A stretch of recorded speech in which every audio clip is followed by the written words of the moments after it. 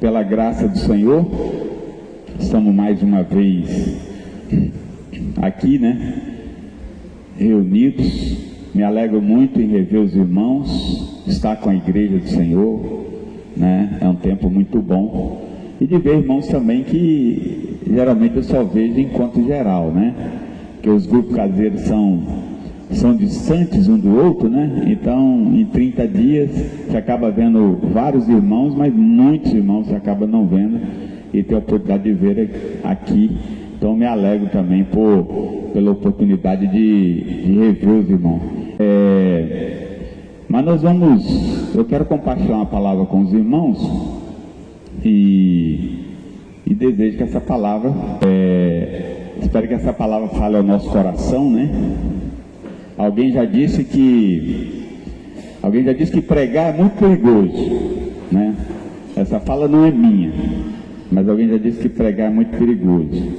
Perigoso porque se eu pregar e eu não aplicar em minha vida, então se torna muito perigoso para mim.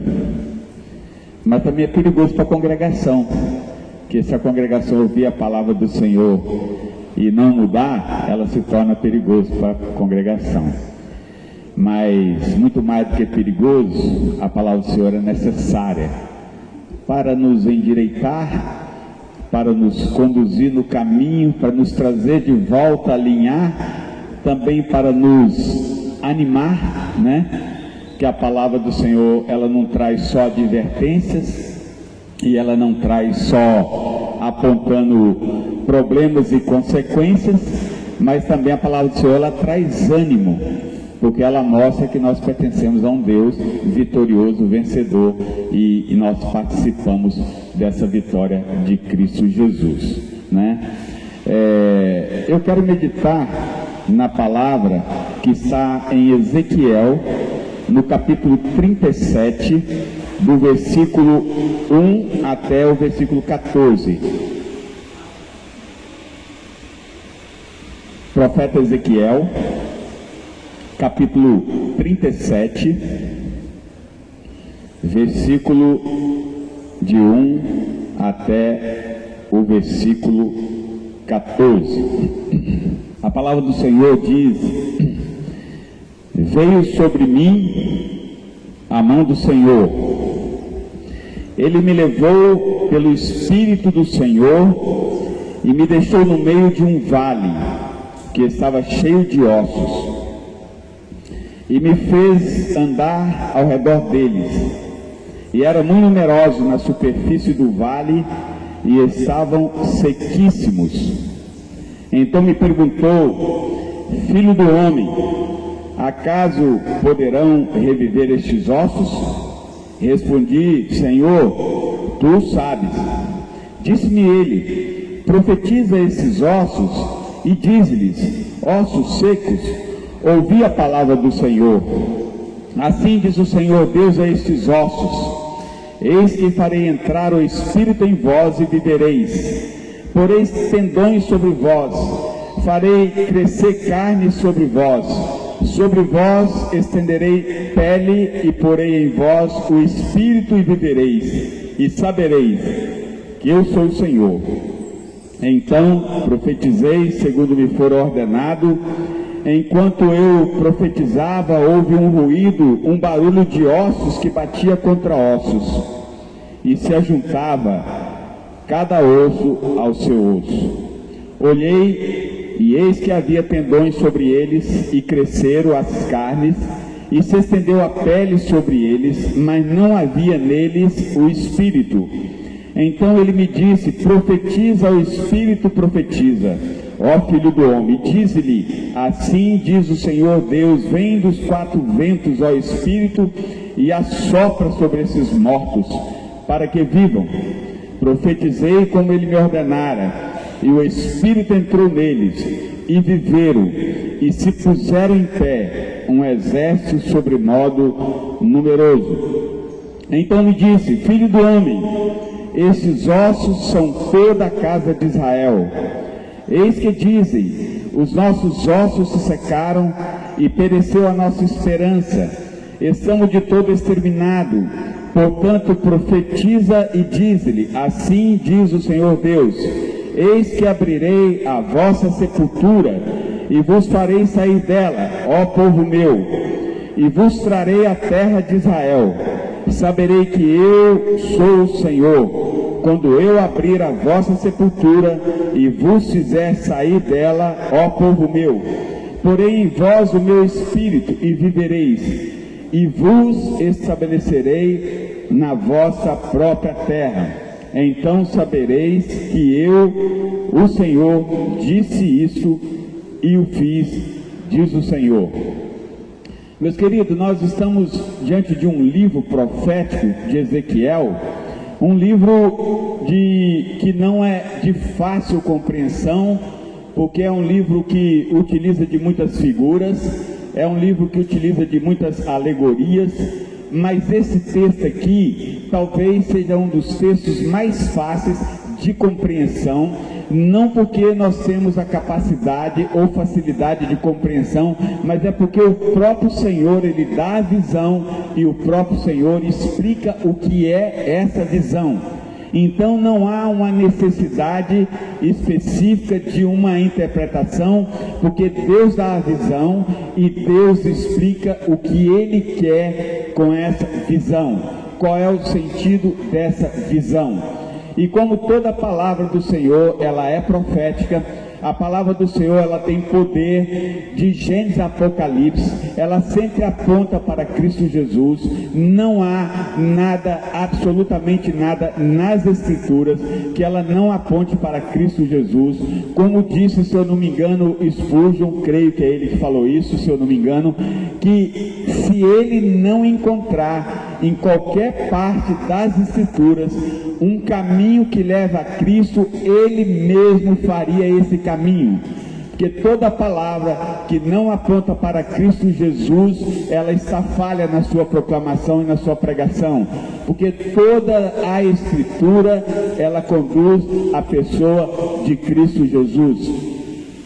E Deus, nesse texto, nesse livro profético que ele dá a Ezequiel, é interessante que em alguns momentos, por exemplo, no capítulo 6 e o capítulo 36, tem momento que Ezequiel profetiza para os montes, né? No capítulo 20, Deus manda que Ezequiel profetizasse para as florestas, e aqui no capítulo 37, Deus está mandando que Ezequiel profetiza para ossos.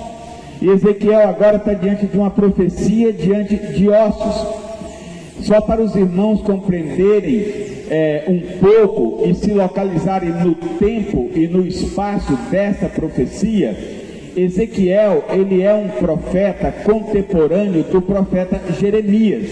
No tempo em que Ezequiel estava profetizando na Babilônia, Jeremias estava em Jerusalém, profetizando em Jerusalém. O povo já tinha sido levado cativo, Jeremias permaneceu, ele não foi levado para a Babilônia, mas Ezequiel foi. Então Ezequiel está profetizando em Babilônia, no tempo que o povo de Deus passou 70 anos cativeiro, levado por Nabucodonosor. E um outro detalhe é que os irmãos conhecem a história. O povo de Deus, logo que ele entrou na sua terra prometida, juntamente com Josué, a terra foi repartida em 12 tribos, onde formou ali a nação de Israel, composta por 12 tribos.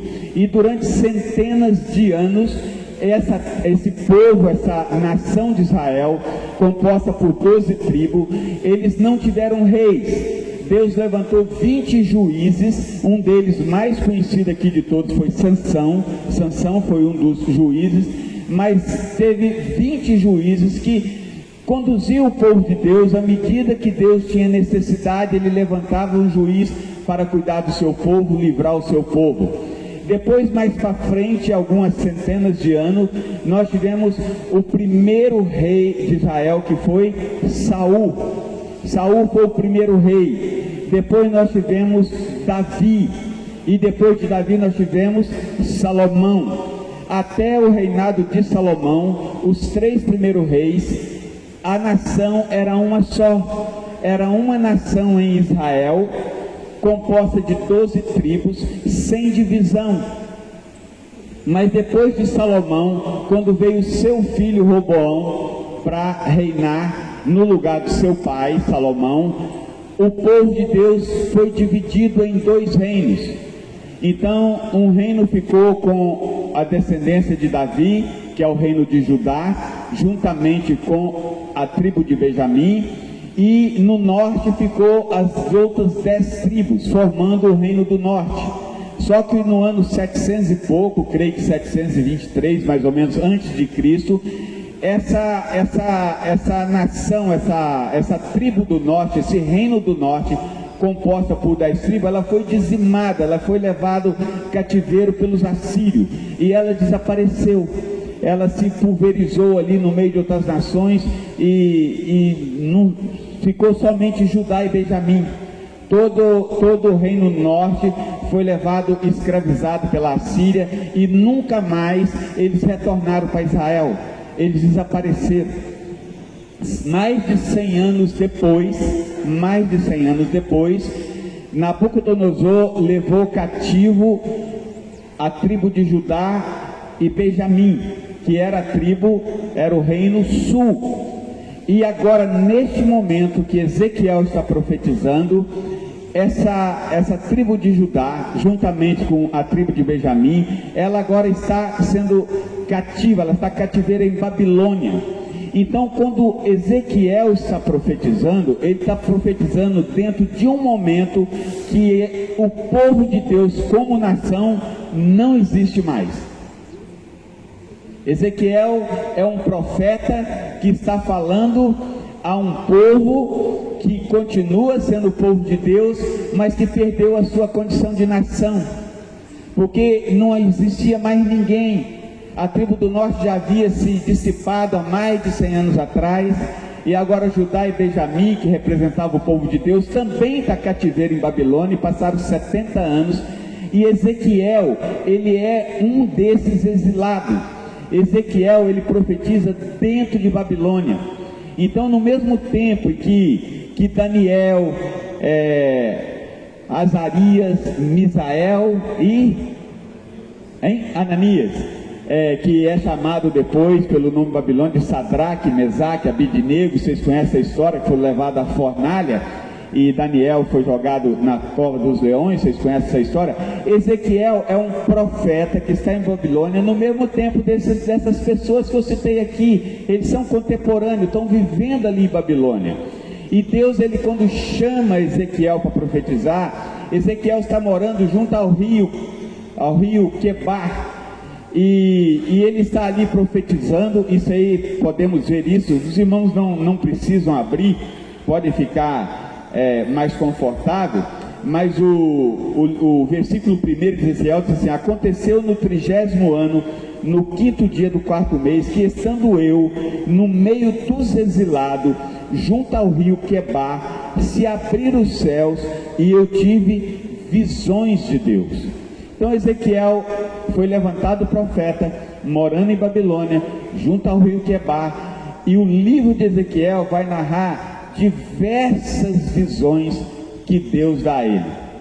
E aqui nessa visão nós temos a visão dos ossos secos, muito conhecido, muito pregado por talvez todos os pastores, praticamente já tenham pregado sobre esse texto, que é um texto muito rico, né, nos seus ensinos, mas o contexto da história é esse, né? Esse é o contexto. Mas como a palavra ela é profética, é uma palavra de restauração para a época do povo de Deus em Babilônia, cremos que o Senhor também nos traz para hoje uma palavra profética, de que nós possamos aprender com essa circunstância que o povo de Deus exilado estava em Babilônia. São palavras que permanecem vivas para a igreja do Senhor e que nós podemos tirar para os nossos dias de hoje. E é interessante que aqui Deus dá uma visão a Ezequiel, uma visão de um vale de ossos. De ossos. Imagina o cenário. Não eram 10 ossos, não eram 100 ossos, nem 1000 ossos. Era um vale de ossos secos, com milhares, milhões de ossos. Que lá na frente, o profeta deixa registrado que Deus fala assim, esses ossos, no verso 11, então me disse, filho do homem, esses ossos são toda a casa de Israel. O que tinha acontecido? Por que toda essa casa de Israel se tornou como ossos secos? Se tornou por causa do pecado. Jeremias e outros profetas, principalmente Jeremias, foi um profeta que profetizou muito antes disso acontecer. Jeremias, por muito tempo, chamou a atenção do povo dos seus pecados, e o povo não se arrependeu. Ezequiel, ele já profetiza quando o povo está cativo. E o afastamento de Deus, do povo de Deus, o afastamento do povo de Deus, da palavra de Deus, da obediência a Deus, transformou aquela nação num vale de ossos secos. Por que ossos? Por que não uma outra visão? É interessante que, ao atentarmos na Escritura, ou nas Escrituras, nós vemos que na antiguidade se cria que a vida consistia nos ossos, e que a vida resumia nos ossos, e por isso uma visão de um vale de ossos, porque ali estava representado a essência da vida, ali estava o resumo da vida, porque na antiguidade se cria assim. Aí eu anotei alguns textos, irmãos não precisam procurar, depois se quiserem vai ficar registrado aí, mas em Salmos, por exemplo, eu anotei vários textos acerca que mostra que a vida consistia nos ossos, se criam nisso. Era uma crença de que a vida resumia nos ossos e consistia nos ossos. O Salmo 6:2 fala assim: tem compaixão de mim, os meus ossos estão abalados. 22:14, os meus ossos se desconjuntaram. 22:17, posso contar todos os meus ossos. 31:10, os meus ossos se consomem. 32:3, enquanto calei os meus pecados, envelheceram os meus ossos. Salmo 38:3, por causa do meu pecado não há saúde nos meus ossos. 42:10, esmigalham-se-me os ossos. 51:8, faz-me ouvir júbilo e alegria, para que exulte os ossos que esmagaste. 53:5, Deus disperse os ossos. 102:3, os meus ossos ardem como em fornalha. 102:5, os meus ossos se apegam à pele. 139:15, os meus ossos não te foram encobertos. E Salmo 141:7 fala: ainda que sejam espalhados os meus ossos. E 1 Samuel 31, de 12 a 13, quando Deus lançou uma praga sobre o povo de Israel, uma praga de fome, que já estava demorando muito se passar, Deus só cessou a praga, porque quando sepultaram os ossos de Saul, dos seus filhos e dos gibeonitas, porque Saul havia cometido uma injustiça com os gibeonitas. Isso é 2 Samuel 21. Em 1 Samuel 31, ali diz que queimaram os ossos de Saul e dos seus filhos. Hebreus 11:22 fala que José deu ordem quanto aos seus ossos. E Gênesis 50:25, José fez os filhos de Israel jurar para transportar os seus ossos. Jeremias 8:1, o Senhor diz assim: naquele tempo, diz o Senhor, lançarão para fora da sua sepultura os ossos dos reis, os ossos dos príncipes de Judá, os ossos dos sacerdotes, os ossos dos profetas, os ossos dos habitantes de Jerusalém.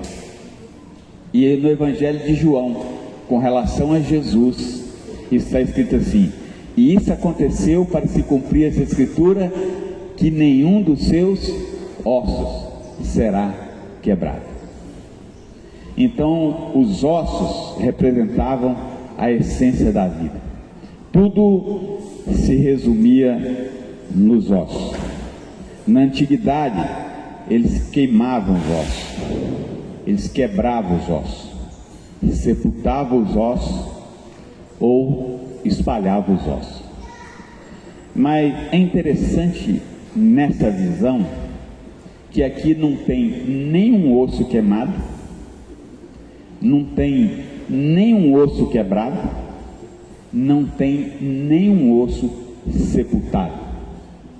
Aqui só tem ossos espalhados, somente ossos espalhados.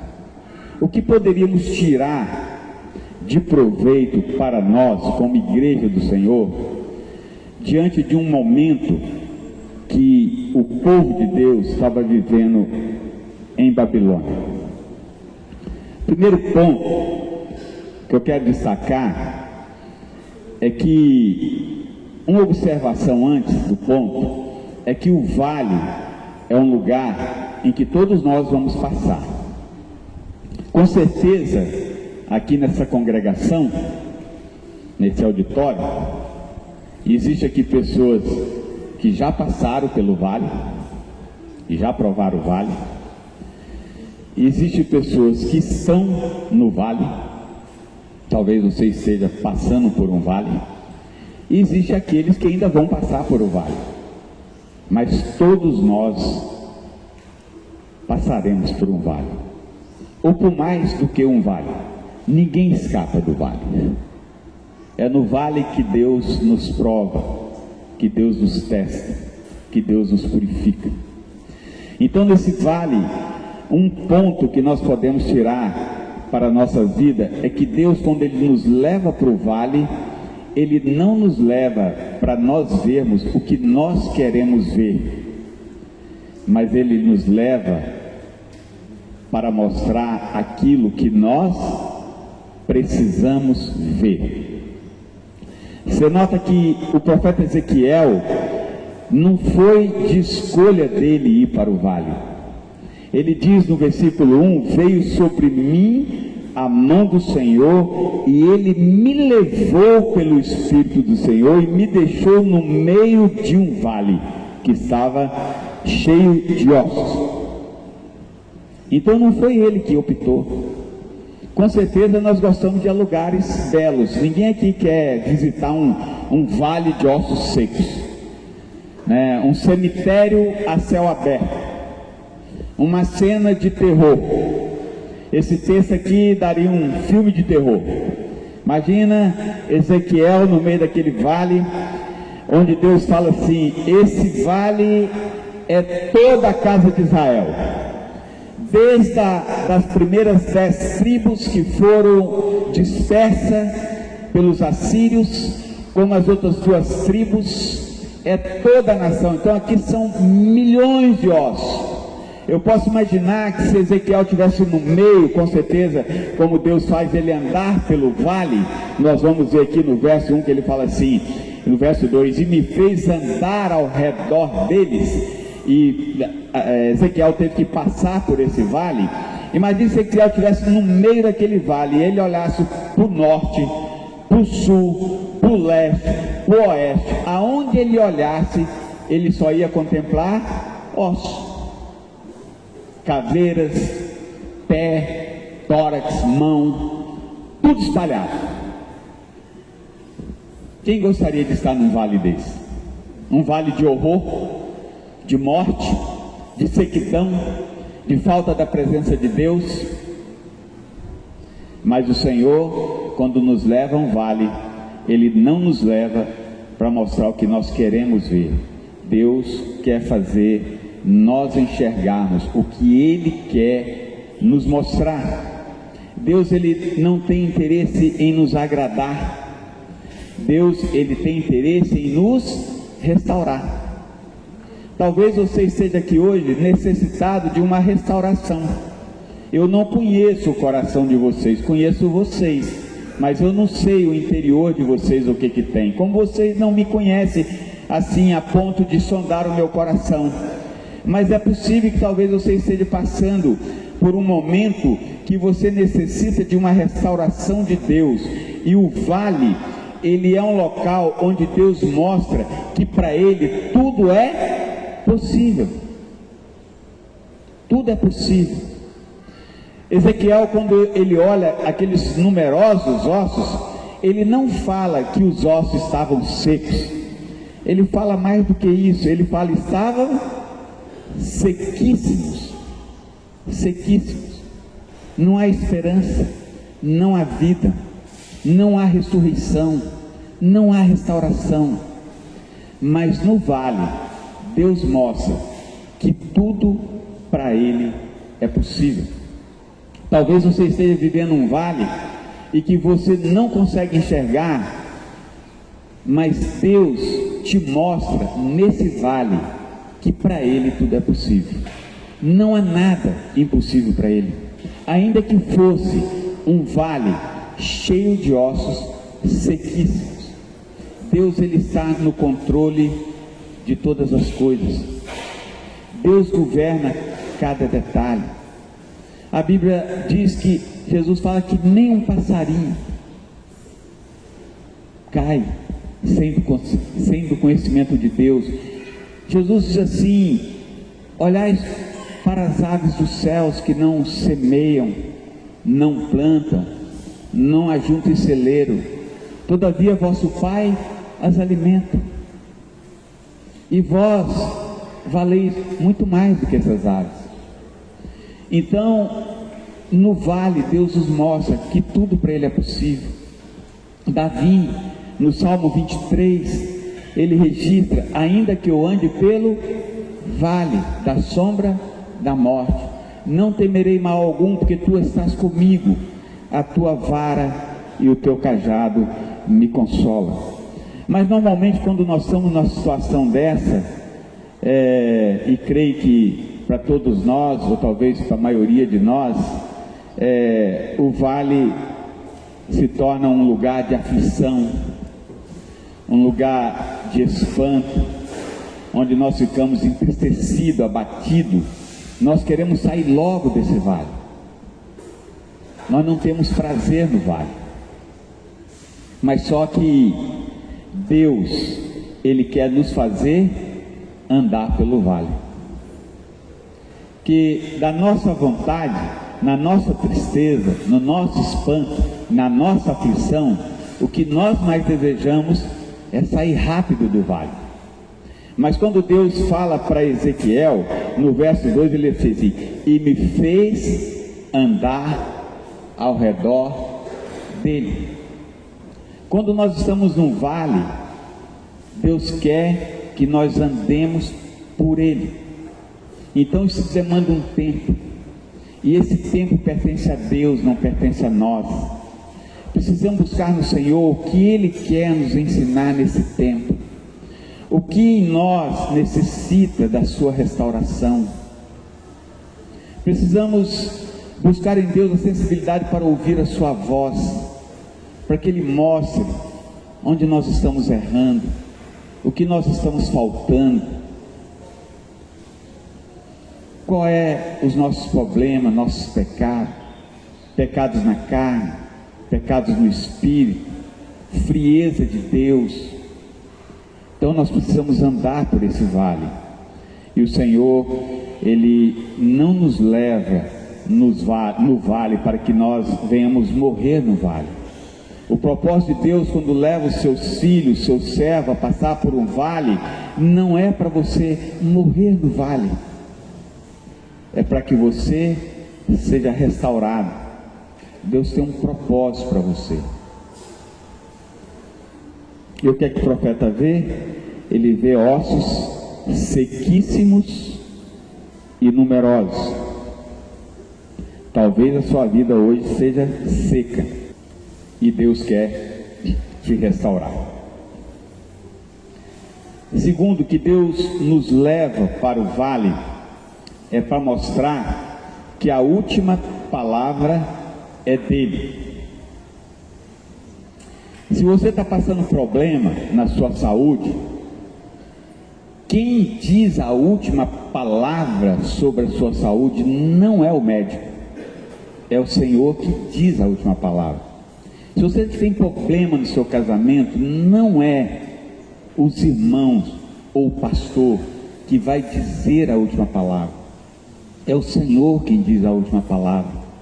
Se você tem problema no seu trabalho, no seu emprego, não é o seu patrão, não é a sua empresa, é o Senhor que diz a última palavra. Em todas as circunstâncias, a última palavra sempre será do Senhor. Quando Deus pergunta para Ezequiel: Ezequiel, esses ossos podem viver? Pode, Ezequiel. Ezequiel, você já constatou que os ossos são numerosos? E você já constatou que mais do que seco, eles são sequíssimos. Você conseguiu ver isso, mas eles podem viver? Ezequiel responde: Senhor, tu sabes. Claro que Ezequiel sabia que Deus podia trazer vida para aqueles ossos, mas Ezequiel, como profeta, ele podia saber a circunstância que levou aquilo ali, ele poderia ver o número dos ossos, ele poderia ver a condição de sequíssimos, mas trazer vida, só o Senhor pode trazer vida. A última palavra sempre é do Senhor. Ezequiel sabia, conhecia o Deus a quem ele servia, mas ele não se atreve a dar a palavra. Ele diz: Senhor, tu sabes. Ou seja, é como se ele dissesse: Senhor, é teu todo o poder. Se o Senhor deixar isso aqui, vai continuar desse jeito, sequíssimo. É como se ele dissesse: Senhor, mas se o Senhor quiser, o Senhor pode fazer viver. Meus amados, em todas as circunstâncias da nossa vida, quem diz a última palavra sempre será o Senhor. Deus é que diz a última palavra. O nosso corpo humano, ele é formado por 206 ossos. Esses ossos que compõem o nosso corpo, ele forma o esqueleto que carrega o nosso corpo. É semelhante quando você passa por uma construção de um prédio muito alto e que a construtora fez todo o esqueleto, mas ainda não colocou parede nem acabamento. Aquilo ali é o esqueleto, é a estrutura que vai comportar e suportar tudo que for colocado ali. Assim é os nossos ossos com relação ao nosso corpo. E considerando que na visão daquela época a vida consistia nos ossos, ali estava a estrutura. Então Ezequiel, ele está diante de um vale cheio de estruturas. Então eu creio que o Senhor quer nos ensinar a nós cuidarmos da estrutura da nossa fé. A estrutura da nossa fé. Como está a estrutura da nossa fé? Ali eles espalharam os ossos. Os ossos espalhados mostrava um povo derrotado, um povo dissipado, debandado, desmontados. É como se não houvesse esperança. Jeremias, no capítulo 20, no versículo 7 e 9, tem um momento em que Jeremias, ele fala para o Senhor assim: iludiste-me, ó Senhor, iludido eu fiquei, mais forte fosse do que eu e prevaleceste. Sirvo de escárnio todo dia, cada um deles zombam de mim, porque sempre que falo, tenho que gritar e clamar, violência, destruição, porque a palavra do Senhor se me tornou um opróbrio e ludíbrio. Todo dia, quando pensei, não me lembrarei deles e já não falarei no seu nome. Jeremias estava num momento de crise. Ele era um profeta de Deus, chamado por Deus, experimentado com Deus. Mas nesse momento de crise, ele fala: Senhor, o Senhor me iludiu, e eu fiquei iludido. Tudo que eu falo serve de zombaria. Esse povo não ouve a tua palavra, estão zombando de mim, estão zombando do Senhor. Eu não prego mais, acabou, não dá mais. Mas Jeremias não podia, porque logo em seguida ele fala assim, ele diz assim: então isso me foi no coração como fogo ardente, encerrados os meus ossos. Havia um calor nos ossos de Jeremias. Ele fala: mas isso me foi no coração como fogo ardente encerrado nos meus ossos. Jeremias não podia calar. Ele tinha uma estrutura de fé, uma vida comprometida com Deus, que mesmo em meio da sua crise, ele não podia calar. Qual tem sido a estrutura da nossa fé? Efésios 6, versículo 11 a 18, fala assim: revestido de toda a armadura de Deus, para poder ficar firme contra as ciladas do diabo, porque a nossa luta não é contra sangue e carne, e sim contra os principados e potestades, contra os dominadores deste mundo tenebroso, contra as forças espirituais do mal nas regiões celestes. Porquanto tomai toda a armadura de Deus, para que possais resistir no dia mau, e depois de ter vencido tudo, permanecer inabaláveis.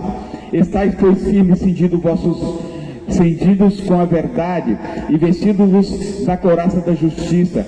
Calçai os pés da preparação do evangelho da paz, embraçando sempre o escudo da fé, o qual podereis apagar todos os dardos inflamados do maligno. Tomai também o capacete da salvação e a espada do Espírito, que é a palavra de Deus, com toda oração, súplica, orando em todo o tempo no Espírito, e para isso vigiando com toda perseverança e súplica por todos os santos.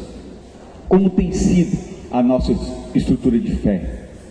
Estamos fazendo como Jeremias, que mesmo no momento de crise, quando ele se sentiu iludido por Deus, quando ele viu sem esperança de um povo de coração duro, e quando ele decidiu: não prego mais, não falo mais no nome do Senhor, mas logo em seguida ele se quebranta, porque Jeremias sabia que havia uma chama no seu coração, um calor que aquecia os seus ossos, e ele não podia calar, porque ele tinha uma estrutura de fé.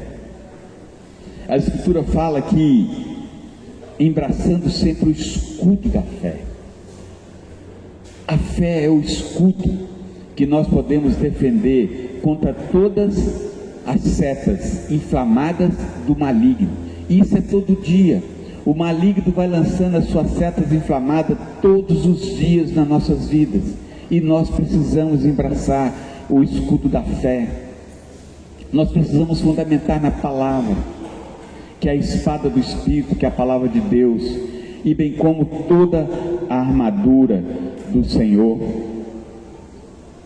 Paulo, em 2 Timóteo 4,7, ele fala: combati o bom combate, completei a carreira e guardei a fé.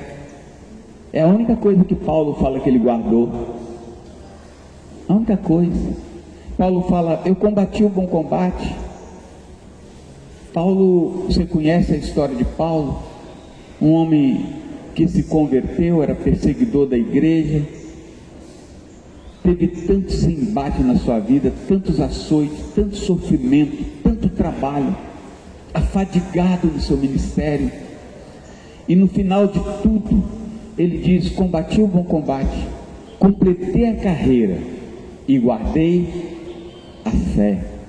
A fé, meus amados, é uma pérola preciosa que nós precisamos guardar, mas só podemos guardar a nossa fé se nós zelarmos por ela. Tudo que você tem de precioso, você guarda com muito cuidado. Se você tem uma boa casa, às vezes você tem um bom cachorro, uma cerca elétrica, uma câmera, às vezes você faz um seguro do seu carro. Se você tem dinheiro, você não larga dentro de casa jogado, você bota num banco por proteção. Você protege aquilo que é de valor. O que você dá valor, você protege, que a Bíblia diz: onde está o vosso tesouro, está o vosso coração. Então, aonde está a sua fé, você precisa guardar, você precisa zelar por sua fé, pela sua estrutura de fé.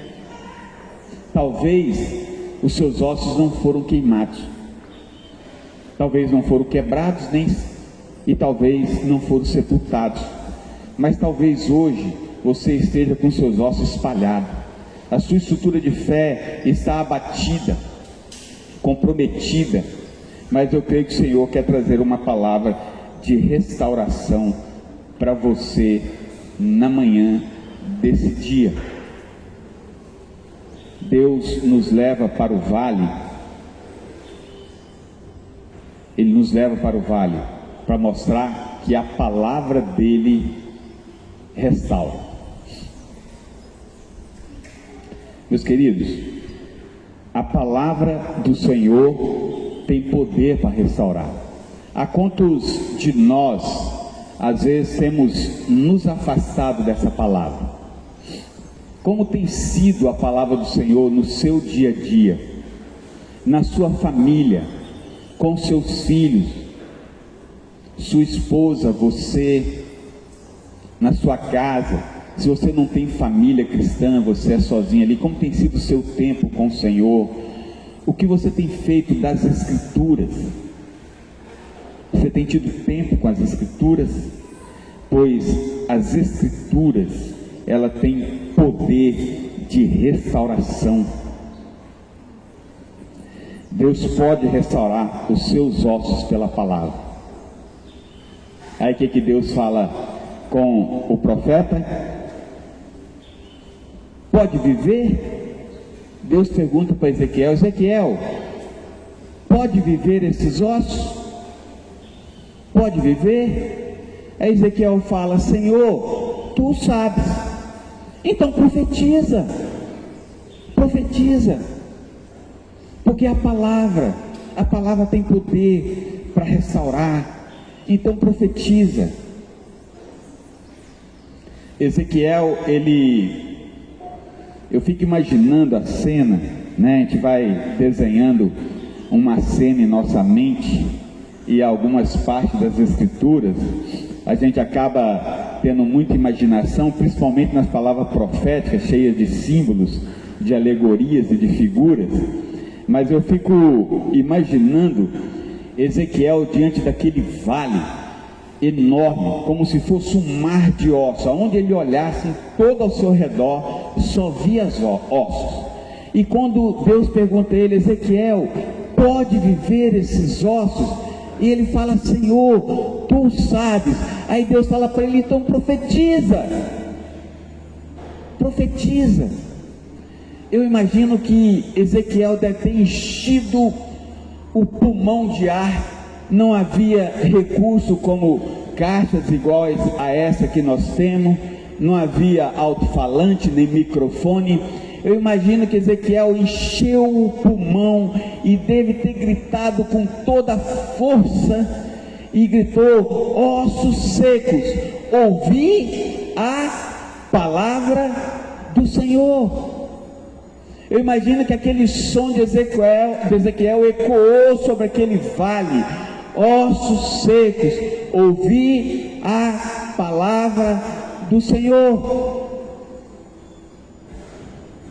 Mas ossos pode ouvir? É possível ossos escutar? Dos 206 ossos que nós temos no nosso corpo humano, existem 3 ossos os 3 menores ossos do nosso corpo humano, ele está na nossa audição. É o osso chamado martelo, bigorna e estribo. Esses 3 ossos em conjunto, ele capta a onda sonora e trabalha a audição em nós. E o estribo é o menor osso do corpo humano. Ele mede, em média, 3 milímetros. Claro que isso vai variar de pessoa para pessoa, mas uma média menos de meio centímetro. Pequenininho, minúsculo, juntamente com 2 outros ossos minúsculos, o estribo e o martelo. E eles trabalham na audição, captam as ondas sonoras. Isso mostra que Deus restaura através dos pequenos. Deus não trabalha com os grandes. Deus podia ter começado pelo fêmur, maior osso. Uma pessoa de 1,80 m tem meio metro de fêmur. Mas Deus começa com um osso de menos de meio centímetro. Deus não trabalha com orgulhosos. Orgulhosos encontram em Deus a sua resistência, o seu abatimento. O orgulhoso, Deus resiste. Quando no mínimo Deus sai da frente e deixa o orgulhoso passar e encontrar seu próprio caminho, as suas próprias tribulações do seu orgulho. Mas a Escritura, Deus diz que Ele resiste o soberbo. Se você quer provar a restauração do Senhor, menos. Você não é tão grande quanto você pensa na sua vida com Deus. Você não é o melhor pregador, você não é o melhor pastor, você não é o melhor diácono, você não é o melhor líder de grupo caseiro, você não é a melhor ovelha, você não é o melhor pai, a melhor mãe, o melhor filho. Você é nada diante do Senhor. Se você não se portar diante de Deus como minúsculo, como pequenininho, Deus não vai restaurar você, porque Deus começa com o menor osso. Quando Ezequiel grita, ossos secos, ouvi a palavra do Senhor, eu imagino que naquele mar de ossos começou a trepidar 3 ossos pequenininhos, 3 ossos captando aquela onda sonora. E aí nós começamos a ver o movimento, o ruído que vai acontecendo, cada osso ouvindo através dos primeiros 3 ossos. Deus começa uma restauração. Você quer ser bênção na casa do Senhor, seja pequeno, seja humilde, seja simples. Se Deus te entregou um dom, um valor, um ministério, um serviço na igreja, faça em humildade. Não se sinta grande, não se ache tal, porque Deus resiste a esses. Deus resiste a esses, mas os pequenininhos, ele começa uma restauração suficiente para fazer um vale inteiro se tornar um grande exército. Você quer ser bênção no Senhor? Começa em humildade, na sua pequenez, na sua vida diante de Deus. Desça do seu orgulho. Deus não trabalha com orgulhosos.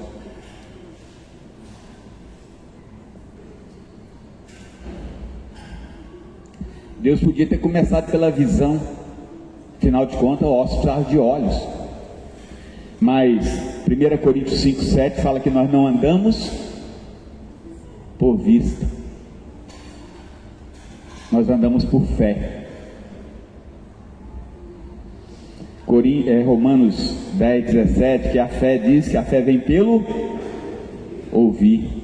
Deus começa pelo ouvido, porque a palavra dele, primeiro sentido nosso é o ouvido. Aquele vale de ossos, quando o profeta profetiza, o primeiro osso que reagiu foi o estribo, a bigorna e o martelo, que são os ossos da audição e são pequenos.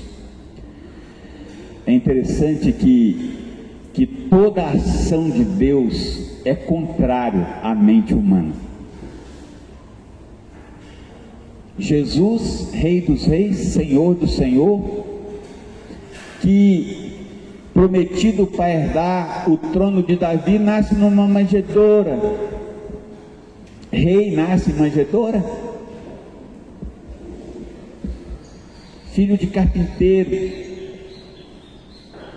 Quando foram levar uma oferta de gratidão ao Senhor, que todos tinham que fazer isso.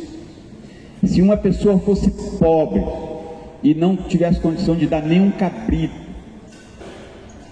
não podia dar um novilho só quem tinha posses boas,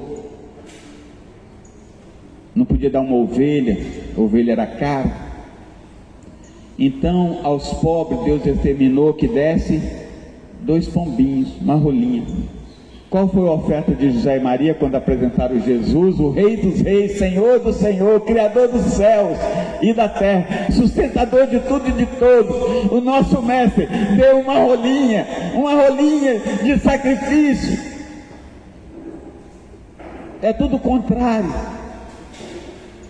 Jesus começa o seu ministério logo após o batismo. Se você puder olhar um mapa, eu estudei Mateus versículo por versículo com os irmãos lá no grupo caseiro. Eu imprimi um mapa para os irmãos terem uma noção de onde Jesus andou, o que ele fez. Lá na parte de cima do mapa está a Galileia, lá na parte do sul do mapa está a Judéia.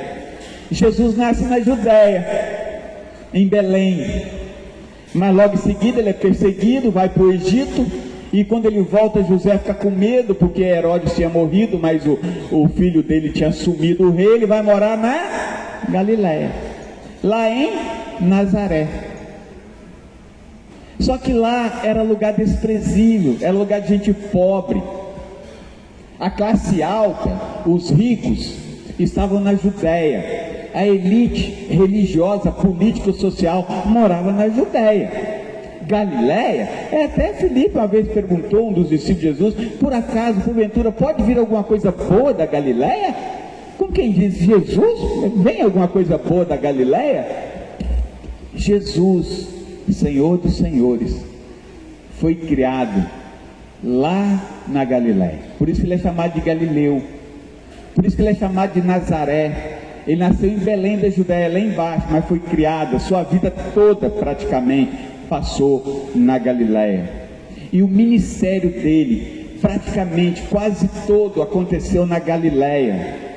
Você vai ver muitos registros de Jesus na Judéia, mas no final do seu ministério, se você prestar atenção nas escrituras, você vai ver que quase tudo acontece lá na Galileia.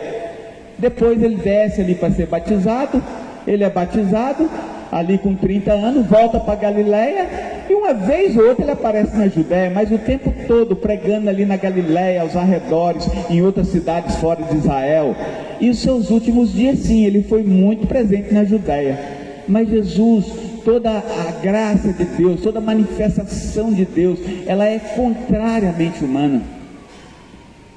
O que se esperava de um mestre, Senhor do Senhor, Rei dos Reis, ao escolher os seus discípulos? Se fosse eu, se fosse você, provavelmente eu escolheria os saduceus. Afinal de contas, os saduceus eram responsáveis pelo templo, era a elite, é verdade. Os saduceus pelo templo, eles que cuidavam do templo. Os fariseus, como Cláudio disse, ele era conhecedor da escritura, e eles que lideravam as sinagogas. Então o templo, ele era de responsabilidade dos saduceus, era a elite religiosa, política, social de Israel. E os fariseus era como se fosse a segunda classe política, religiosa e social. Eles eram responsáveis pelas sinagogas. E tinha os escribas, que eram aqueles que tinham a função de copiar. Naquela época não existia imprensa igual nós temos hoje, e nós temos a Bíblia impressa. Naquela época era à mão, tudo escrito à mão. Os escribas se tornaram mestre das escrituras, os anciãos. E Jesus não escolhe nenhum deles. Jesus escolhe pescador, Jesus escolhe zelote.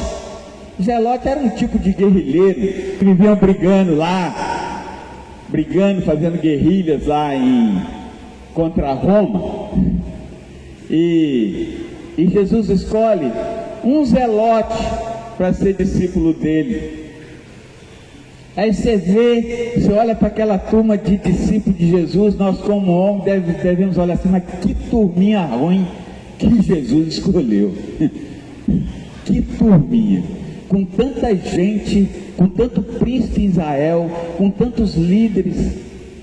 Isso, meus amados, é porque toda a obra de Cristo, toda a obra do Senhor, ela demanda humildade. Não há espaço para orgulhoso, não há espaço para vaidade. Se você fizer o que Deus está te fazendo para vaidade, para você ser visto, você não vai produzir nada, a não ser aplausos para sua carne. Mas o nosso dever é de produzir aplausos para Deus, que Ele seja honrado. Se você foi bênção na vida de um irmão ou de uma irmã, se esse irmão ou se essa irmã te procurar, que bênção você foi na minha vida, entregue essa glória para o Senhor, porque ela não é sua. Se você ministrou uma palavra e algum irmão falar, poxa, que palavra boa, graças a Deus por isso, mas ela não é glória do pregador, é bondade de Deus, não é sabedoria dele, não é capacidade, é graça, bondade, graça sobre graça. Toda a obra do Senhor, toda a obra dele é feita pautada na humildade. Se nós não tivermos esse sentimento, essa mente, nós não teremos quase nada da mente de Cristo em nós, porque toda a mente de Cristo começa numa manjedoura, com cheiro de animais, não com cheiro de palácio. Por isso Deus começa pelo menor osso. Nós não andamos por vista, andamos por fé. A fé vem pelo ouvir e ouvir da palavra de Deus. Precisamos estruturar a nossa fé. Vocês conhecem bem a história do coxo lá do templo. Você lembra que Pedro e João, quando eles foram orar lá no templo, e tinha um coxo lá na porta do templo, e o coxo olhou para Pedro e João na expectativa de receber alguma coisa. Pedro e João falaram assim: não temos ouro nem prata, mas o que temos te damos. Em nome de Jesus, levanta-te e anda. E aquele coxo levantou. Agora eu fiquei pensando assim, as escrituras falam que aquele coxo tinha mais de 40 anos que estava ali. Imagina, mais de 40 anos que aquele coxo estava na porta do templo. E quando Pedro e João, no nome de Jesus, operam o milagre de cura, isso foi no início da igreja. Jesus tinha recém-ressuscitado, passou 40 dias aqui, foi visto por umas 500 pessoas, subiu aos céus. Logo em seguida, em Atos 2, o Espírito Santo desce ali no dia de Pentecoste, e a igreja começa o seu trabalho, a igreja começa a avançar ali. E quando Pedro e João operam aquele milagre no poder de Cristo, a igreja estava recém começando. Então, se aquele coxo tinha mais de 40 anos que estava ali, aquele coxo deve ter visto Jesus várias vezes ali. Aquele coxo deve ter visto Jesus expulsar os cambistas, derrubar as mesas, chicotear os animais, expulsar todo mundo. Aquele coxo provavelmente ele tinha percebido os ensinos de Jesus, ele tinha enxergado o alvoroço. Mas por que ele não viu? Por que ele não viu? O coxo ele não andava, mas ele via, e mesmo vendo, ele não conseguiu ver a Cristo Jesus. Claro que depois ele tem uma experiência, ela está registrada aqui com Pedro e João, mas ele teve 3 anos com Jesus, passando por ali, e ele todos os dias, as escrituras diz que todos os dias, ele estava ali na porta do templo, pedindo esmola. Mais de 40 anos. É porque a fé não é por vista, a fé é pelo ouvir, e o ouvir da palavra de Deus. Aí um outro contraponto, vocês também conhecem a história de Bartimeu. Bartimeu era cego. Qual a diferença de Bartimeu e do coxo? O coxo via e não andava. E Bartimeu andava, mas não via. E aonde estava a fé? Bartimeu. Porque quando o Bartimeu estava ali, e ele, Lucas registra, os evangelhos registram, no evangelho de Lucas fala que ele ouviu um tropel de gente. O que é um tropel de gente? É muita gente passando, é um alvoroço acontecendo, e o cego está ali. Eu imagino que ele, sem saber para onde está, todo mundo esbarrando nele, pisando, tropeçando, e ele, quem passa? Quem passa? O que está acontecendo? Quem é que está passando aí? Quem é que está passando? Lucas registra isso, e as pessoas respondem. E qual é a resposta das pessoas? Qual é a resposta das pessoas quando o Bartimeu pergunta: quem passa? Quem passa? Quem passa? Me diz aí o que está acontecendo. Quem passa? O povo fala: é Jesus o Nazareno. E Bartimeu, como se ele pudesse dar um grito no meio daquela multidão: não, não, não, vocês têm olhos e não conseguem enxergar. Eu não tenho olhos, mas com o ouvido da fé. Ele não é apenas o Jesus de Nazaré, ele é o Rei dos Reis, o Senhor dos Senhores, ele é o Emanuel, o Deus conosco, ele é o maravilhoso conselheiro, ele é o Deus forte, ele é o Pai da eternidade, ele é o príncipe da paz. Ele é Jesus, filho de Davi. Jesus, filho de Davi, tenha misericórdia de mim. Um cego conseguiu ver mais do que toda a multidão, que quando aquela multidão disse: é Jesus o Nazareno, isso é uma expressão de menosprezo, para dizer: é aquele Jesusinho lá de Nazaré, é o filho de Maria, é o filho do carpinteiro, ele é de Nazaré, ele é da cidade pobre. É esse, ele não é muita coisa, é o Jesus o Nazareno. E Bartimeu não, ele é o filho de Davi, tenha misericórdia de mim. Como está a sua fé? Como você vê Jesus? O que Deus tem feito nos nossos corações? O que temos enxergado dele? Um homem lá no templo com 2 olhos, Jesus passando ali durante 3 anos não tinha contemplado. Bartimeu cego, mas com os ouvidos atentos, aprendeu a palavra do Senhor. Meus amados, a palavra do Senhor é vida para nós. A palavra do Senhor é ela que restaura, é ela que alimenta, é ela que dá vida.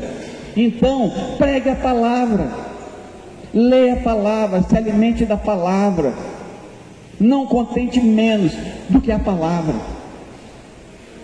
A Escritura diz: porque a palavra de Deus é viva e eficaz, mais cortante que qualquer espada de 2 gumes, que penetra a ponto de separar alma e espírito, juntas e medulas, e apta para discernir os pensamentos e as intenções do coração. Esse é o poder da palavra. Então pregue a palavra. Deus poderia ter usado o seu exército celestial para restaurar aquele vale de ossos secos. Deus poderia ter mandado todas as suas legiões de anjos, arcanjos, querubins, serafins, para restaurar aquele vale de ossos, mas Deus não fez isso. Deus restaurou um vale de ossos pela palavra. Ele diz para Ezequiel: então profetiza e diz a esses ossos secos: ouvi a palavra do Senhor.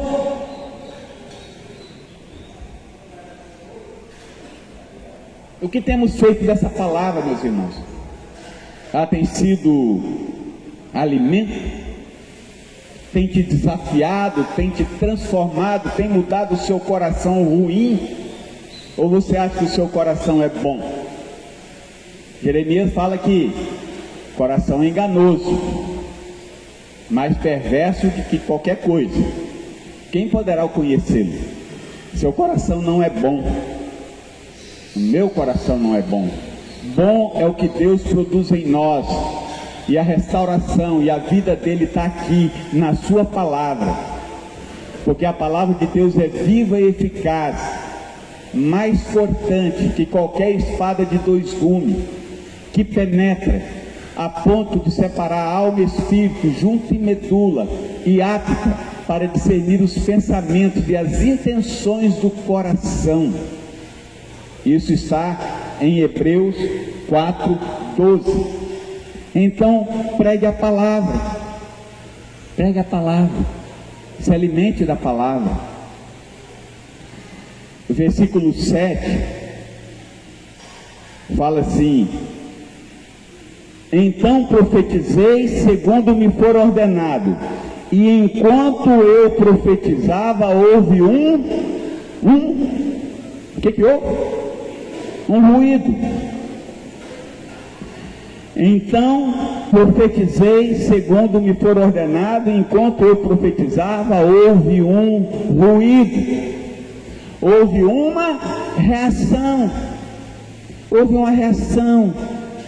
Os ossos começaram a se mexer, começaram a se movimentar, cada osso procurando o seu próprio osso. Houve uma reação. Você quer ver a reação? Então pregue a palavra.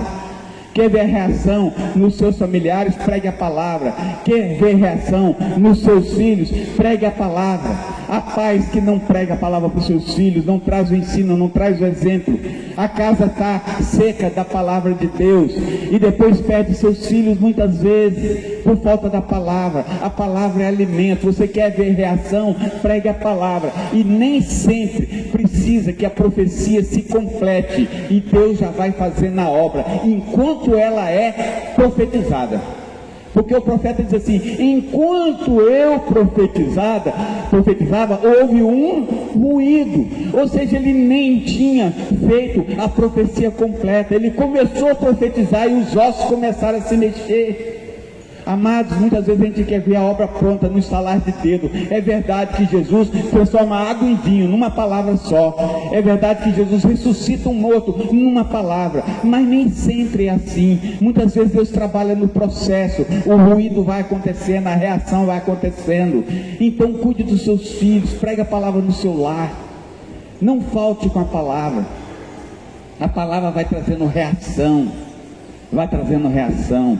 Eu lembro que bem cedo eu tive uma experiência com meu filho, né, com o Carlinhos, que hoje tem 32 anos, e ele muito cedo, ele teve sede assim, pelas coisas de Deus e queria ser batizado com 8 anos. Eu fiquei muito preocupado na época, porque eu achei ele muito novo, e ele me cobrava muito. Aí na época eu chamei meu pastor na época e falei com ele assim: pai, conversa com ele aí, vê se é isso mesmo, e às vezes pode ser uma empolgação, tudo. Aí ele conversou e tal, e falou: não, Carlos, realmente há uma sede nele no Senhor, nós temos que batizá-lo. Aí beleza, batizamos o Carlinhos.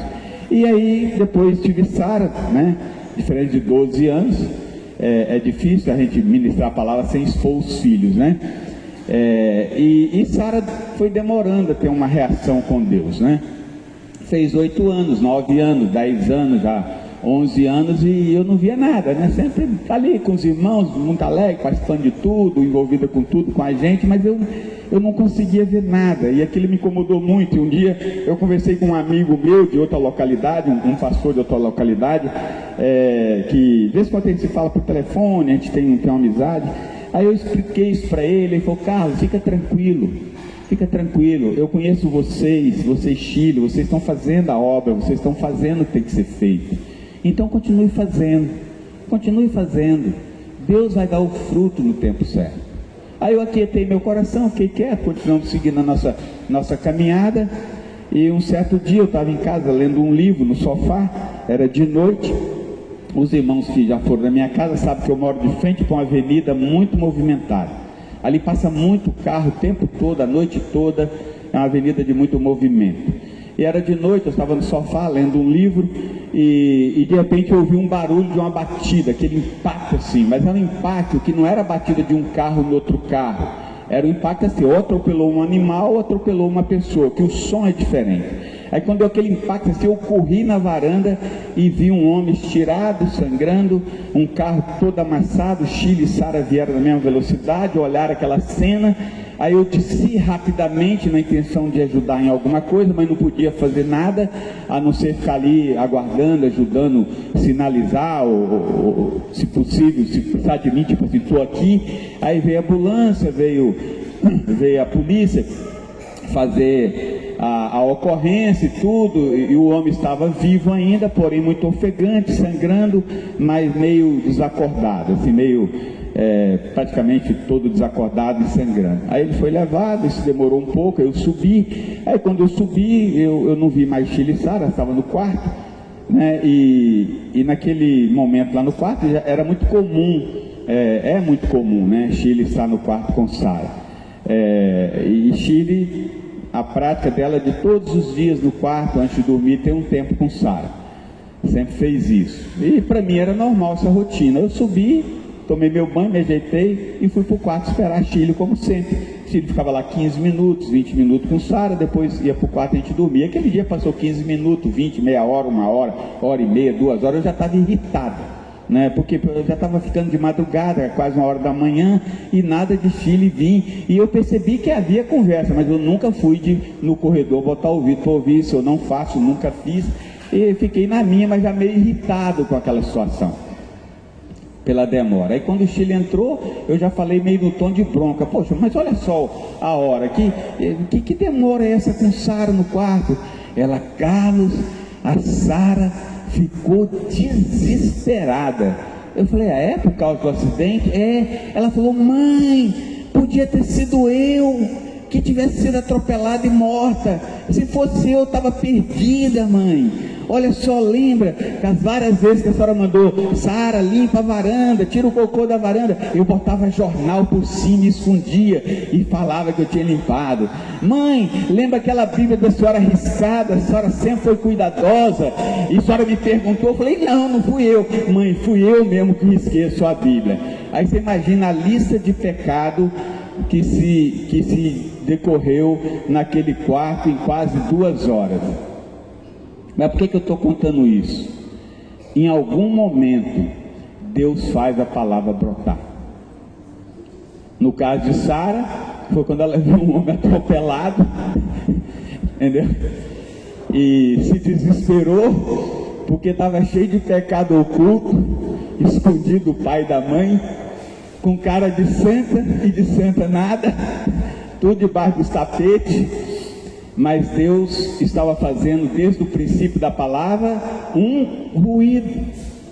Com certeza aquilo não foi fruto daquele dia, aquilo foi fruto de uma caminhada, de pregar com ela, de orar com ela, de Sheila gastar tempo com ela no quarto, conversar sobre as coisas de Deus, falar. Então o profeta diz assim: enquanto eu profetizava, houve um ruído, houve uma reação. Então, meus irmãos, não canse de pregar a palavra para os seus filhos, para os seus familiares, para as pessoas que vocês gostariam que fossem convertidos, porque enquanto você fala, Deus vai promovendo os ruídos, Deus vai trazendo reações, e em algum momento o fruto brota. E se você não ver o fruto, lá no céu você vai ver frutos da qual você não viu na terra, e que você vai olhar: mas aqui foi seu tempo de oração, foi a sua proclamação, foi a sua oferta, foi o seu labor em prol do evangelho. Você não viu essa pessoa lá na terra, mas depois que você partiu, ela se converteu. Nós temos exemplos assim aqui no nosso meio, de gente, de pais que oraram, faleceram, e o filho veio se converter só depois. Então, enquanto eu profetizava, houve um ruído. Então, meu amigo, você quer ver reação? Pregue a palavra do Senhor, ela vai trazer reação, ela vai mudar. Meus amados, eu creio que Deus quer restaurar não apenas um osso nosso, Deus quer restaurar toda a nossa estrutura, todo o nosso esqueleto, toda a nossa vida, cada osso. Deus trabalha com princípios, Deus não trabalha com atalhos. Quando o profeta profetizou, então imagina que tivesse uma cabeça lá, um crânio lá no norte, cujo o osso que liga o pescoço tivesse lá no sul.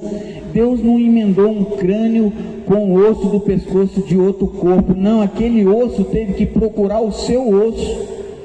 Se tinha um braço cujo tivesse lá no leste e a outra parte estivesse no oeste, Deus não ia juntar aquele braço com a outra mão. Aquele braço tinha que procurar a sua mão, e aquela mão tinha que procurar o seu braço. Deus não faz atalho, Deus trabalha com princípio. Se um irmão na caminhada, um cristão, uma ovelha na caminhada, na sua caminhada, nesse ponto ele peca e ele foge do caminho de Deus, ele trilha um caminho errado, e lá na frente ele levanta para caminhar com o Senhor, ele não começa daqui não, ele tem que fazer o caminho de volta, ele tem que chegar aqui e começar da onde ele errou, ele tem que restaurar, ele tem que restituir, ele tem que consertar o seu erro, porque Deus não trabalha com atalhos. Deus tem princípio, cada osso junte ao seu osso. Deus quer restaurar e te dar um novo esqueleto, a qual você tenha um ouvido que ouça as coisas, que glorifique o nome dEle. O que você tem escutado? O que você tem emprestado os seus ouvidos? Eles estão te edificando ou estão corroendo a sua fé, comprometendo a sua santidade? Deus quer te dar nesse novo crânio novos olhos, olhos que contemplem o que Ele agrada. Você teria coragem hoje? Responde para você. Se Jesus estivesse hoje aqui em carne e osso, Ele resolvesse fazer uma visita especial a você, viesse só para você. Claro que eu estou fazendo aqui uma alegoria. Jesus ele não vai fazer isso, o dia que ele voltar vai ser a volta final dele. Eu estou fazendo só como uma figura. Se Jesus ele resolvesse estar com você durante um dia, você assistiria junto com Jesus o que você assiste no seu dia a dia? Ou você não teria coragem? Ah não, com Jesus aqui do lado não dá para ver isso não, então você não deveria ver. Se ele do seu lado não pode assistir o que você assiste, então você não pode assistir, porque isso corrói a sua santidade. Deus quer nesse crânio te dar uma nova língua, que glorifique a Ele, que não fale mal dos irmãos, que não fique reclamando, murmurando, mas que glorifique Ele. Eu creio que Deus quer nos dar um novo crânio, e colocar nesse novo crânio uma mente de Cristo. A Bíblia diz que nós temos a mente de Cristo. Mas o quanto é que eu tenho da mente de Cristo? A Bíblia fala para me desenvolver a minha salvação com temor e tremor. Fala que eu tenho que me santificar. Fala que a vereda do justo é como a luz da aurora, que vai brilhando mais e mais até ser dia perfeito. Então eu creio que essa mente de Cristo que nos é dado na nossa conversão, ela também se desenvolve, ela cresce, ela avança, ela amadurece. Como tem sido a mente de Cristo na sua vida? Você tem pensado como Ele, o seu sentimento é o mesmo dele? As suas reações com as pessoas é a reação de Cristo? O seu sentimento para com seus irmãos é o sentimento de Cristo? Você pensa como Ele? Você tem a mente dele? Eu creio que Deus quer colocar nesse novo crânio uma nova mente, uma mente dele, que pensa como ele pensa. Eu creio que Deus, nessa nova caixa torácica que guarda o nosso coração, Deus quer tirar o nosso coração de pedra e colocar um coração de carne. Ezequiel, o capítulo 11, o versículo 19, fala assim: dar-lhe-ei um só coração, espírito novo, porém dentro deles, tirarei da sua carne o coração de pedra, e lhes darei um coração de carne.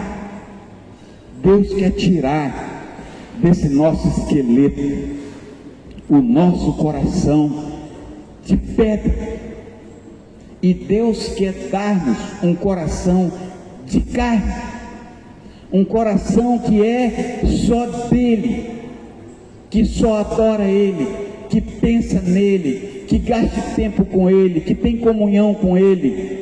Um coração que tenha comunhão com seu irmão, que ama seu irmão, que perdoa seu irmão. Um coração de humildade, um coração de pequeno. Deus quer nos dar novamente novo coração, novos olhos, nova língua, novos ouvidos. Deus não quer restaurar um osso, Ele quer nos restaurar. Só que aqui no verso 5 fala assim: eis que farei entrar o Espírito em vós e vivereis. O profeta, quando chega no vale dos ossos, o que ele vê? Ossos espalhados. Aí ele profetiza, cada osso procura o seu osso, se junta, e agora ele tem um vale de esqueletos. Antes era osso espalhado, agora cada osso procurou o seu osso. Ezequiel olha e tem um vale cheio de esqueletos. E Deus diz no verso 6: porei tendões sobre vós, farei crescer carne sobre vós estenderei pele, e porei em vós o espírito e vivereis. Então Ezequiel agora está diante de um vale cheio de cadáveres.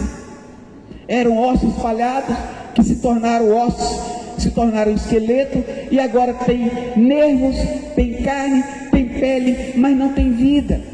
É um vale cheio de cadáver, mas Deus diz: eis que porei neles o meu espírito. E quando o Senhor manda o profeta profetizar no verso 9, ele fala assim: então me disse, profetiza ao Espírito, profetiza ao Filho do Homem, e disse-lhe: assim diz o Senhor, vem dos quatro ventos, ó Espírito, e assopra sobre eles. Apocalipse 7, versículo 1, fala que lá tem 4 anjos, nos 4 cantos da terra, segurando 4 ventos. 4 anjos, nos 4 cantos, segurando 4 ventos. E aqui Deus fala assim: então diz, profetiza ao Espírito, e diz-lhe, vem dos 4 ventos, ou seja, vem do norte, vem do sul, vem do leste, do oeste. Esses anjos vão liberar os 4 ventos, e o Espírito vai vir. E quando o Espírito vem, ele faz uma obra, ele faz 3 coisas. Há 3 coisas que estão registradas no versículo, quando o Espírito vem. Aí o verso 9 fala assim: e assopra sobre esses mortos, porque agora não é mais esqueleto, não é ossos, já cresceram carne, peles, tendões, agora há cheio de corpos mortos sem vida. E Deus fala para o profeta profetizar, e dos 4 cantos viriam o Espírito para que eles vivessem. E o verso 10 diz que aconteceu 3 coisas. Ele fala assim: profetizei como ele me ordenara, e o Espírito entrou neles. Olha só, meus irmãos, a diferença do verso 9 com o verso 10.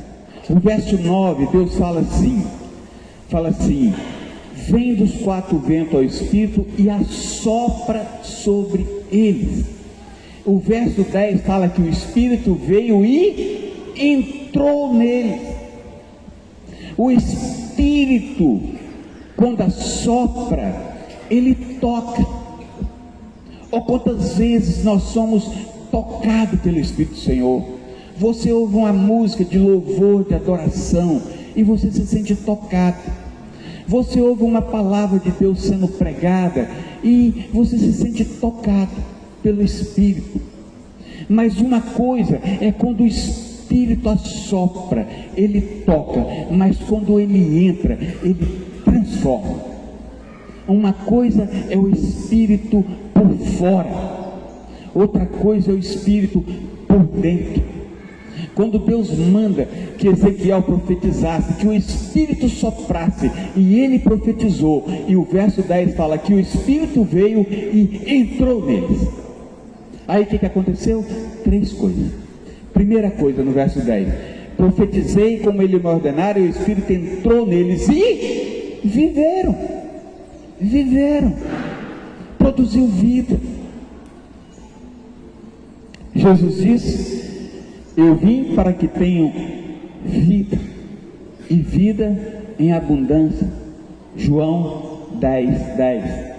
Deus não quer que você tenha uma vidinha qualquer. Vida qualquer tem o mundo.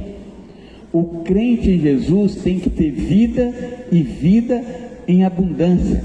Quando o Espírito entrou nele, a primeira coisa, e viveram, produziu vida, já não era mais cadáver. E a segunda coisa, e se puseram de pé.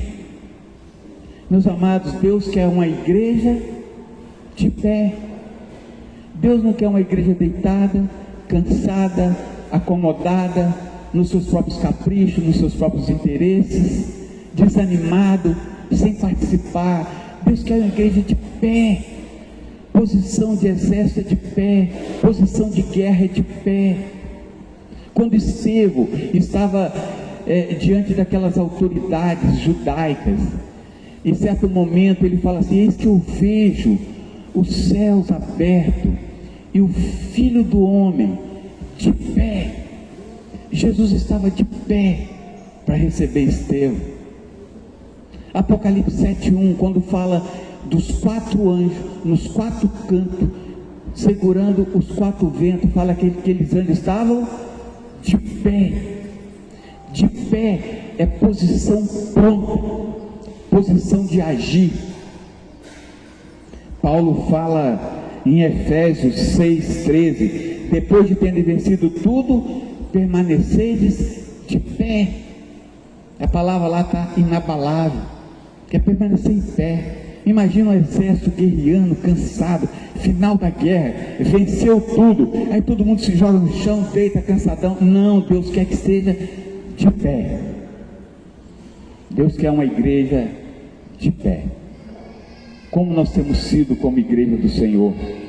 Relapsa, pronta para a batalha, disposta a servir, disposta a andar. Eu creio que essa é uma palavra para todos nós, sem exceção, inclusive para mim, que estou aqui diante dos irmãos. É uma palavra para nos animar, para nos levantar do nosso comodismo. E terceira coisa que aconteceu, tornou-se um grande exército. É o que está no verso 10. Profetizei como ele me ordenaram, e o Espírito entrou neles e viveram, e se puseram em pé, um exército sobre modo grandioso. Apocalipse 6:2, ele fala que tem um cavalo e um cavaleiro. Aí fala assim: vi então, e eis um cavalo branco, e o seu cavaleiro com um arco, e foi-lhe dado uma coroa, e ele saiu vencendo e para vencer.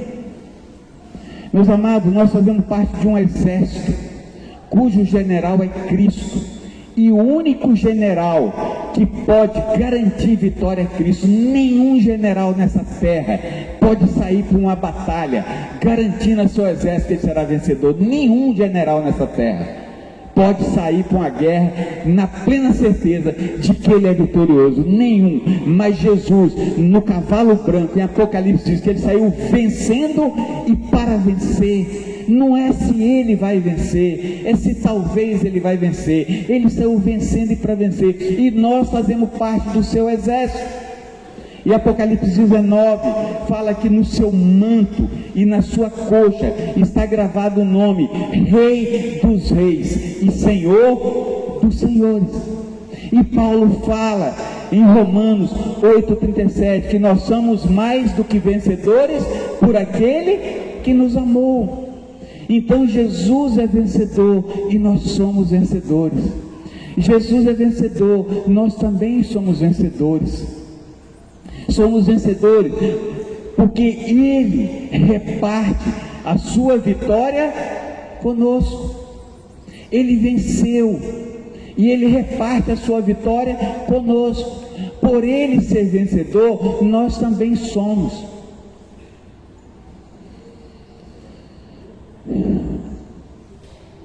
Agora tínhamos um vale de ossos espalhados, um vale de esqueletos, um vale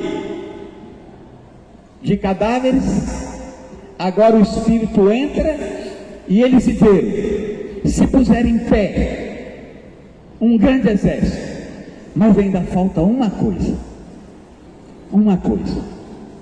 Deus quer fazer uma obra completa em nós. Um vale de ossos espalhados, depois um vale de esqueleto, um vale de cadáver. O Espírito entra, eles vivem, ficam em pé, se tornam exército, mas ainda falta uma coisa. Versículo 12 fala assim: portanto profetiza e diz-lhe, assim diz o Senhor Deus, eis que abrirei a vossa sepultura e vos farei sair dela, ó povo meu. Sepultura é lugar de morte. Aquele vale de ossos era uma grande sepultura. O Espírito já havia entrado, se puseram em pé, um grande exército, mas ainda estão numa sepultura. Eles ainda estão ali. E Deus disse: profetiza, eis que eu abrirei a vossa sepultura e vos farei sair dela. Deus não nos quer em sepultura. Vivos não moram em sepultura. Que sepultura pode deter a palavra de Deus? Jesus, quando encontra aquele jovem morto, filho de uma viúva lá da cidade de Naim, Jesus toca no esquife e manda ele levantar, ele levanta. Jesus encontra Jairo chamando Jesus, porque sua filha estava mal. Quando chega lá, a menina estava morta. Jesus chega e chama a menina, e a menina levanta. Jesus chega no túmulo de Lázaro, já havia 4 dias, já cheirava mal, e a Bíblia diz que Jesus, ele exclamou. Jesus não falou baixinho: Lázaro, vem para fora. Não, a Bíblia diz que Jesus exclamou: Lázaro, saia. Imagina assim, uma imaginação, né? Se tivesse uma tubulação gigante que ligasse a terra a uma eternidade, eu imagino que aquela voz de Jesus viajou na velocidade da luz para encontrar Lázaro lá no paraíso, no seio de Abraão. E Lázaro, de repente, lá, Jesus chamando Lázaro, volta por aquela tubulação na velocidade da luz, encontra o seu corpo na sepultura e sai vivo. Claro, uma imaginação. Amados, não tem sepultura que detém a palavra de Deus. Efésios capítulo 1 fala: o qual ele, Deus Pai, exerceu no seu Filho, ressuscitando de entre os mortos.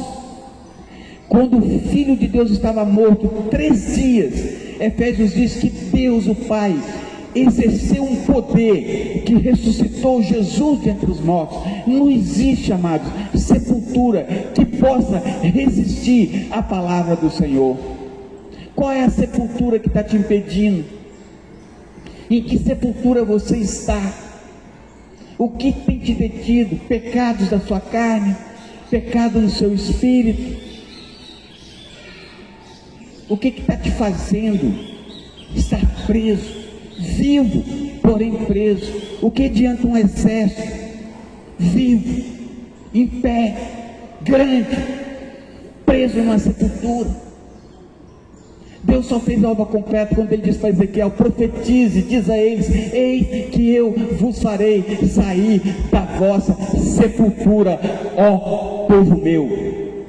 Precisamos estar cheios da vida de Cristo, precisamos estar em pé, precisamos fazer parte desse exército de Cristo, mas necessitamos de sair das nossas sepulturas, daquilo que tem nos impedido de servir ao Senhor com inteireza de coração, com pureza de alma, com o sentimento de Jesus, com a mente dele. Ou nós viveremos uma religião como qualquer outro religioso vive. Não vai fazer diferença entre nós e qualquer um religioso, se nós não tomarmos essa mente de Cristo. e fazermos dessa mente a nossa mente, e sairmos da sepultura que está nos prendendo, em amargura, em sofrimento da alma, do espírito, da carne, de tudo aquilo que nos impede de andarmos com o Senhor. O Senhor quer tirar da nossa sepultura. Efésios capítulo 5, versículo 14, diz assim, então, vou abrir aqui o texto, pelo que diz, levanta tu de entre os que dormem, desperta tu dentre os que dormem, levanta-te de entre os mortos e Cristo te iluminará. Efésios 5,14. Pelo que diz, desperta, ó tu que dormes, levanta-te de entre os mortos e Cristo te iluminará. Você acha que sepultura é coisa só do passado em Ezequiel? Paulo está falando de uma sepultura. A palavra profética, ela transcende o tempo. A palavra de Ezequiel é uma palavra para hoje. Ela não ficou lá enterrada, ela surtiu o seu efeito ali, e ela tem que surtir o efeito em todo o tempo do povo de Deus e da sua igreja. E Paulo faz esse uso. Ele fala, pelo que diz, desperta-te de entre os que dormem e levanta-te de entre os mortos e Cristo te iluminará. E agora eu estou concluindo. Me dê só mais uns minutinhos, eu já estou encerrando.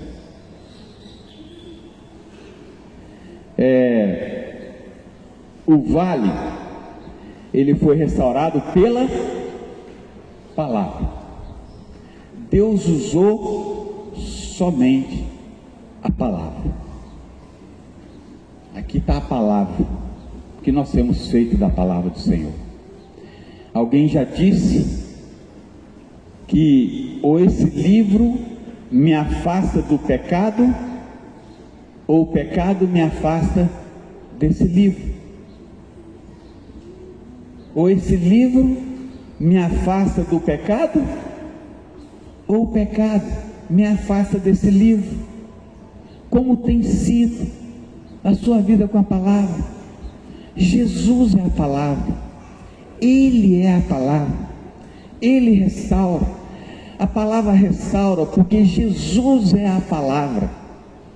Apocalipse 19:13 fala assim: estava vestido de uma veste tingida em sangue, e o nome pela qual se chama é a palavra de Deus.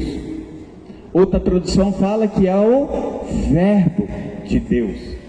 Então Apocalipse 19, verso 13, diz que o nome de Jesus é a palavra de Deus, é o verbo de Deus. Jesus é a palavra que transforma. João 1 fala, no princípio era o verbo estava com Deus, e o verbo era Deus. Jesus é o verbo de Deus, Ele é a palavra de Deus. Jesus fala em João 6,57, no finalzinho do versículo: quem de mim se alimenta, por mim viverá. Temos alimentado da palavra? Temos alimentado de Cristo? Ou o que tem nos alimentado no nosso dia a dia? Qual tem sido o nosso alimento? Dependendo do nosso alimento, pode te levar a uma sequidão de Deus, e você se transformar em ossos secos, sequíssimos, sem a vida de Deus, sem Cristo. A palavra, Cristo é a palavra. Quem de mim se alimenta, por mim viverá. E para encerrar, só mais um versículo. Ezequiel, hoje é dia de Ezequiel. Só mais um versículo em Ezequiel. Ezequiel, entre várias visões que ele teve, uma delas foi com o templo. Note que Ezequiel está em Babilônia, não existia mais templo, ele estava numa terra distante, o templo tinha sido destruído, e Deus dá uma visão do templo para Ezequiel. E nessa visão do templo, Deus fala para Ezequiel, e eu gostaria que você prestasse atenção nesse versículo 46 de Ezequiel, versículo 9. Ezequiel 46:9 fala assim: mas quando vier o povo da terra perante o Senhor nas festas fixas, aquele que entrar pela porta do norte para adorar, sairá pela porta do sul. E aquele que entrar pela porta do sul, sairá pela porta do norte. Não tornará pela porta por onde entrou, mas sairá pela porta oposta. Ezequiel está tendo uma visão do templo. O templo era um local de adoração, que o povo ia no templo para adorar, e nessa visão, Deus diz para Ezequiel: quem vier para adorar, se entrar pela porta do norte, tem que sair pela porta do sul. Se entrar pela porta do sul, tem que sair pela porta do norte. Não pode sair pela mesma porta que entrou. Sabe por quê, meus irmãos? Porque nós não podemos sair do mesmo jeito. Quando nós somos confrontados com a palavra de Deus, nós temos que sair mudado, transformado pela presença do Senhor. Deus não admitia que alguém entrasse no seu templo para adorar e saísse pela mesma porta, e saísse do jeito que entrou. Ele tinha que sair por outra porta, diferente, transformado, mudado, moldado, com uma nova disposição, com uma nova mente, com um novo propósito. Se você vem numa reunião dessa aqui não é um templo, mas aqui é a palavra do Senhor. Eu não estou falando em meu nome, eu estou falando no nome de Jesus, pela palavra dele. E quando nós somos confrontados pela palavra dele, seja você, seja eu, nós não podemos sair pela mesma porta que entramos. Nós temos que sair por outra porta, porque tem que acontecer uma transformação, uma mudança de mente, uma nova vida. Deus quer nos restaurar. Deus quer uma igreja santa, uma igreja fervorosa, de pé, viva, grande exército, cujo general é vencedor, que saiu vencendo e para vencer. Mas que o Senhor nos abençoe e nos dê essa graça, que você tenha a sua parte, a sua disposição de ouvir a palavra do Senhor e você tomar uma mudança diante do Senhor, de você reagir a essa palavra, de você reagir a ela, de você se colocar diante do Senhor com um novo objetivo, com uma nova disposição. Às vezes é difícil mesmo, às vezes tem circunstância que não é fácil para você, e não é mesmo, não é fácil para mim, e não é mesmo. A nossa carne é ruim mesmo, a nossa carne é ruim sim, ela não se converte, ela vai trabalhar o tempo todo contra nós mesmos. Os nossos maiores inimigos somos nós mesmos, Então não é fácil. Eu não estou falando que é fácil, eu não estou dizendo que é fácil, eu estou dizendo que é necessário, que é vital, que você precisa reagir a essa palavra, e precisa voltar-se para o Senhor, na intimidade com Ele, e pedir: Senhor, transforma minha mente, transforma minha estrutura de fé, que eu seja um novo homem, uma nova mulher, um novo rapaz, uma nova moça, que te sirva com integridade, com inteireza de coração. Que o Senhor nos abençoe. Amém.